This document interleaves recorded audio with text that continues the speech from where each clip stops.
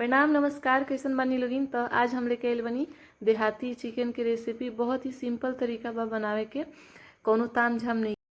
ये रेसिपी खास करके वो बच्चा लोग ला बा जे घर से बाहर रह के पढ़ाई करेला और वो घर के चिकन मटन के मिस करेला, याद करेला। तो बहुत ही सिंपल रेसिपी बा, बिना कोनो ताम झाम के बच्चा लोग भी बाहर जे रहेला वो एकरा के बना सकता और बहुत ही आसानी से, बहुत ही जल्दी बन के ये चिकन के रेसिपी तैयारी हुई। तो चलिए लोगिन ये झटपट चिकन करी के रेसिपी बनाओ शुरू कर जाओ। तो देखिए लोगिन यहाँ पे 1 किलो चिकन ले बनी और एक के बढ़िया से धो के साफ कर ले बनी। तो एमें कोनो प्याज भूजे भाजे के झंझट नहीं खे, चिकन में ही प्याज के काट के ले बढ़िया से काट ले बनी आ चिकन में ही डला गई लखा। तो अभी यहाँ डलाई हल्दी पाउडर हवे ही।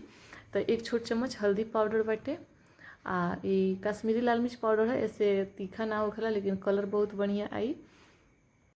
और अगर तीखा वाला खाए के चाहतनी लोगिन, मैंने तीखा खाए के चाहतनी लोगिन चिकन, तो ये हमें तीखा वाला मरचा पाउडर भी डाल सकते हैं लोगिन। आई 1 चम्मच धनिया जीरा का पाउडर है।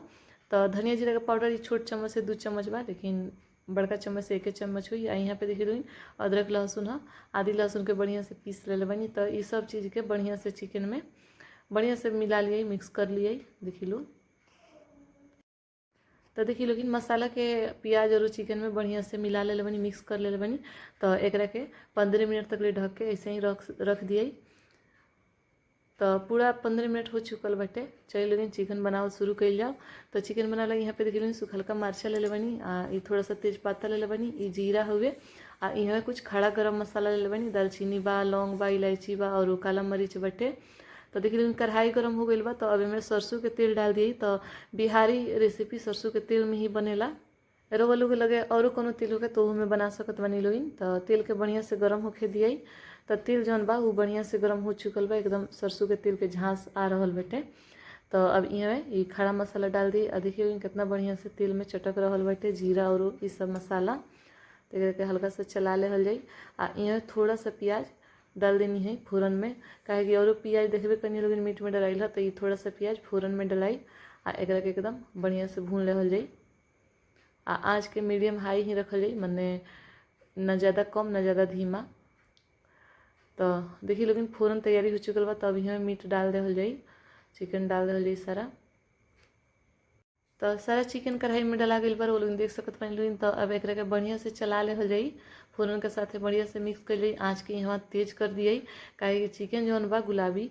तो एक के मतलब मसाला ना डलाई रही तब देखे में वो लोग समझ में आई। तो गुलाबी चिकन रहेला, लेकिन डलाला आप पहले बार ओकरा के भुनाला तो मीट जौन बा तो उजर हो जाला, वाइट हो जाला।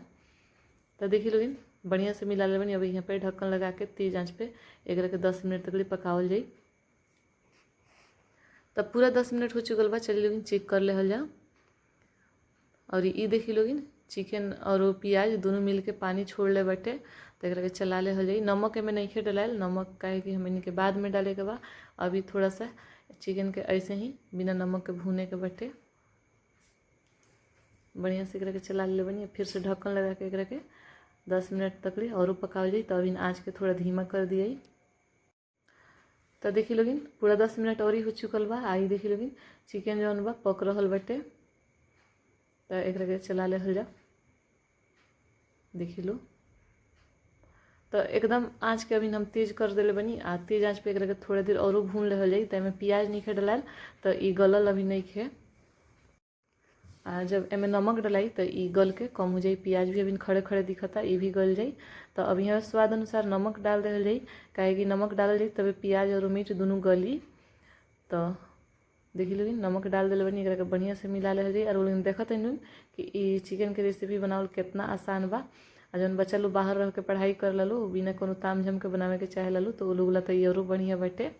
तो देखिए लोग नमक के बहुत बढ़िया से मिला ले बनी। अब यहाँ पे ढक्कन लगा दिए, आँच के थोड़ा सा कम कर दिए। एक के 5 मिनट तक पकावल जाए धीमा आँच पे।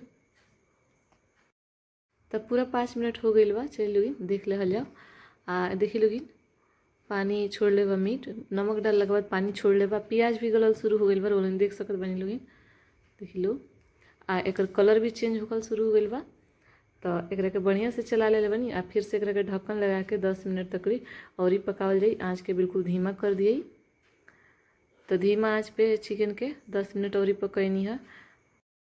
तो मीट जौन बा एकदम बढ़िया से भुना गइल बा। लोगिन देख सकत बानी लोगिन तेल भी छोड़ देले बाटे, एकदम लटपट हो गइल बाटे। ये देखी लोगिन।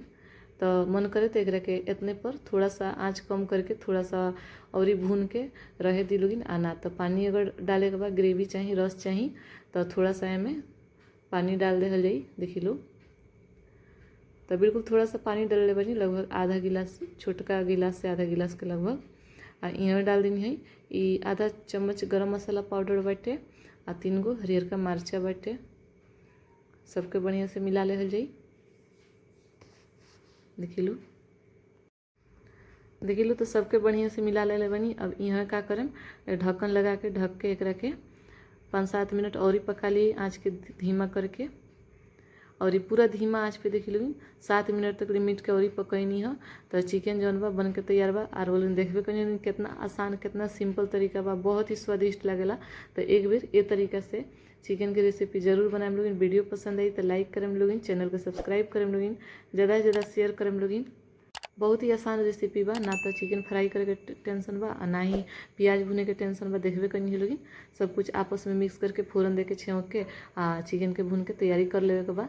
तो ऐसन के एक और आसान रेसिपी के साथ अगला वीडियो में मिलतनी। तब तक के लिए धन्यवाद।